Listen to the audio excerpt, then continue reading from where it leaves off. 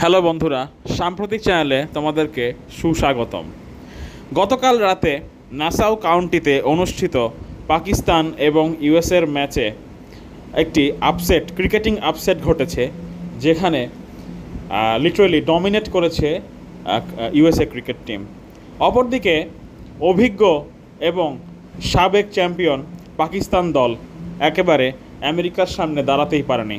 একেবারেই অর্ডিনারি এবং খুব সাধারণ মানের ক্রিকেট খেলেছে বাবর এবং রিজওয়ান বাহিনী। সৌরভ নেত্রভলকার বল হাতে এবং হারমিত সিং ব্যাট হাতে একেবারে চুনকালি মেখে দিয়েছে বাবর আজম এবং তার সতীর্থদের মুখে। ম্যাচটি যারা যারা সরাসরি দেখেছেন তারা খেয়াল করবেন, রিজওয়ান, বাবর, ইফতিখার আহমেদ এরা এত অভিজ্ঞ ব্যাটার হওয়া সত্ত্বেও একেবারেই আমেরিকার বলারদের এগেইনস্টে তাদেরকে একেবারে আনারি বলে মনে হয়েছে। তারা ব্যাটে বলে টাইমিং করতে পারছিল না। এমনকি বাবর আজম, যিনি কিনা আইসিসি র্যাঙ্কিংয়ে বিশ্বের 1 নম্বর ব্যাটসম্যান ছিলেন টি-20 ফরম্যাটে, তিনি কিনা প্রথম 23 বলে মাত্র 7 রান করেছিলেন, যা সত্যি দৃষ্টিকটু এবং লজ্জাস্কর। বাংলাদেশ ক্রিকেট দলের বিশ্বকাপ মিশন শুরু হয় এই ইউএসএর এগেইনস্টে খেলার মাধ্যমে। প্রথম 2 ম্যাচে খুব বাজেভাবে হেরেছিল বাংলাদেশ। সেটি নিয়ে বেশ নানা আলোচনা হয়েছিল।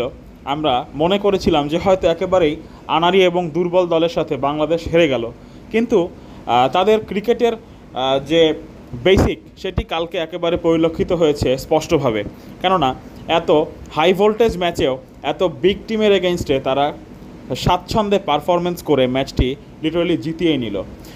ম্যাচটি আমি গতকাল দেখেছিলাম এবং আমার কাছে মনে হয় যে ইউএসএ টিমের খুব সহজেই জেতার কথা ছিল মেইন ম্যাচেই, অর্থাৎ 20 ওভার ম্যাচেই।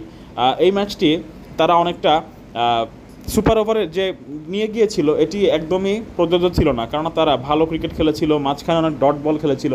পাকিস্তানের যদি কোনো ক্রেডিট দিতে হয় তাহলে আমি বলবো বিগত শেষ 5 ওভার তারা খুব ভালো বল করেছে, বিশেষ করে আমির এবং শাহিন শাহ আফ্রিদি এবং ফারিস রাউফ। কিন্তু নাটকীয়ভাবে ম্যাচটি সুপার ওভারে মোড় নেয় এবং সুপার ওভারে আমি ঠিক বুঝতে পারছি না আমিরের মতো একজন অভিজ্ঞ বলার কিভাবে 3 থেকে 4টি ওয়াইড বল দিয়েছিল, যেখানে একটি সুপার ওভারে বল করতেই হবে 6টি, সেখানে তিনি 13টি বল করলেন। সেটি কিনা একেবারে দৃষ্টিকটু।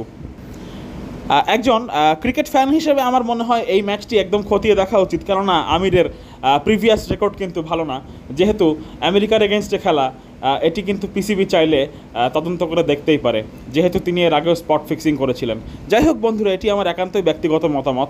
আপনারা জানিয়ে দিন পাকিস্তান হারাতে কে কে খুশি হয়েছেন এবং কারা কারা হার্ট হয়েছেন। আমাদের কমেন্ট বক্সে জানাতে কিন্তু অবশ্যই ভুলবেন না। ধন্যবাদ।